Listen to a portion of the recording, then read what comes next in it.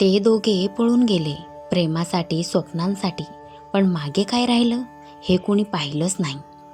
घरात आई रोज उंबरट्याकडे पाहत होती. आज तरी परत येईल का? डोळ्यात पाणी, पण ओठांवर मौन. वडील अचानक शांत झाले. लोकांचे प्रश्न, नातेवाईकांचे टोमणे आणि समाजाची नजर सगळं एकट्याने झेलत राहिले. मुलं शाळेत हसत होती, पण रात्री विचारायची, आपले आई बाबा कधी येणार? उत्तर कोणाकडेच नव्हतं.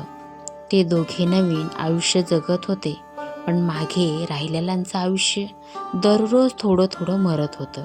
कारण पळून गेलं फक्त 2 माणसं नव्हती, एक पूर्ण परिवार तुटून पडला होता. पळून जाताना नेहमी विचार करावं, मागच्यांचं काय होईल? माझ्या छोट्याशा स्टोरी तुम्हाला आवडत असेल तर चॅनलला लाईक, सबस्क्राईब, शेअर करायला विसरत नका जाऊ. अशाच नवनवीन व्हिडिओ तुमच्यासाठी येत राहतील.